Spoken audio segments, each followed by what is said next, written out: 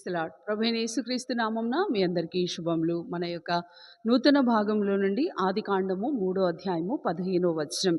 మరియు నీకును స్త్రీకిని నీ సంతానమునకు ఆమె సంతానమునకు వైరం కలుగజేసేదను, అది నిన్ను తల మీద కొట్టును, నీవు దాన్ని మడమ మీద కొట్టుదు అని చెప్పెను. ఈ యొక్క మాట, ఈ యొక్క వచనము ప్రభు మనకిచ్చిన ఒక గొప్ప వాగ్దానం మరియు మొదటి వాగ్దానం కింద ఛేదించబడుతుంది.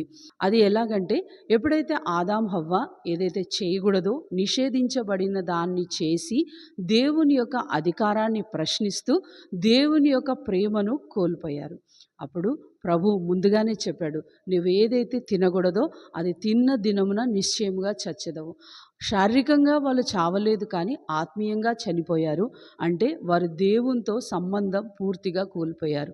వారిప్పుడు పూర్తిగా సాతాను యొక్క కంట్రోల్కి వచ్చేసారు. వాడి యొక్క మాటల మీదనే వారికి ఆశ కలగడం మొదలుపెట్టింది. దేవునితో సంబంధం కోల్పోయి దేవుడి యొక్క మాట నుంచి దూరం అయిపోయారు. అటువంటి మానవుడు, పతనంలో ఉన్న మానవుడిని, పాపంలో ఉన్న మానవుడిని దేవుని యొక్క కరుణ ఎంతటిది అంటే అది అక్కడే విడిచిపెట్టలేదు. మాటి మాటికి ప్రభువు కూడా ఆదాం నువ్వెక్కడ అని ప్రశ్నించడంలో ఏమని చూపిస్తుందంటే, ఒకవేళ ఆదాము చేసిన దానికి క్షమాపణ అడుగుతాడేమో అని 2 సార్లు 3 సార్లు ఇదే ప్రశ్న వేస్తూ ఉంటాడు. కానీ ఆదాము ఆ స్థితిలోనే లేడు. పూర్తిగా సాతాను యొక్క కంట్రోల్లో వచ్చేసిండు.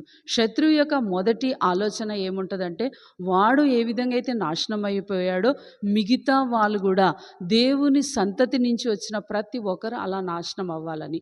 కానీ పతనమైన మానవుడిని రక్షించుటకు దేవాది దేవుడు ఈ వచనం ద్వారా ఏమని వాగ్దానం చేస్తాడంటే, నీ కొరకు ఒక రక్షకుడిని పంపిస్తా. ఆ రక్షకుడు స్త్రీ సంతానంలో వస్తాడు.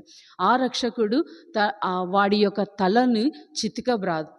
ఆ తల అనే మాట మనం చూసుకున్నట్లయితే అధికారానికి చూపిస్తుంది.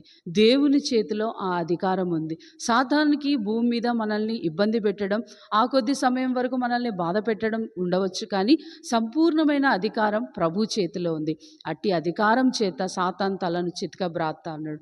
ఇంకో చిన్న మాట మనం చూసుకున్నట్లయితే, అది నిన్ను మడిమ మీద కొట్టును. మడిమకు ఏ అధికారం లేదు.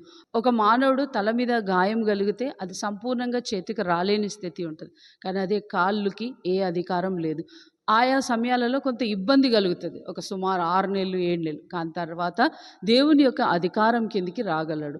అట్టి గొప్ప వాగ్దానం ప్రభు చేత మనకి ఇవ్వబడింది.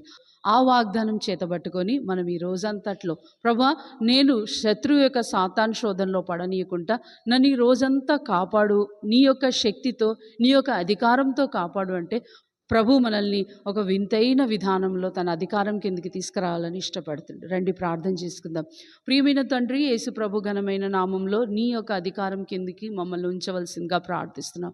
ఆయా సమయాలలో మేము చిన్న చిన్న వాటిలో మిమ్మల్ని మరచి నీ ఆజ్ఞను మీరి నీతో సంబంధం కోల్పోతున్నాం. దేవా దయతో కరుణించి మేము నీతో సంబంధం కోల్పోకుండా నీ అధికారం మా పైన ఉండునట్లుగా, మేము నీ అధికారానికి లోబడినట్లుగా చేయమని ప్రార్థిస్తూ యేసుక్రీస్తు పరిశుద్ధమైన నామంలో ప్రార్థిస్తున్నాం తండ్రి, ఆమేన్.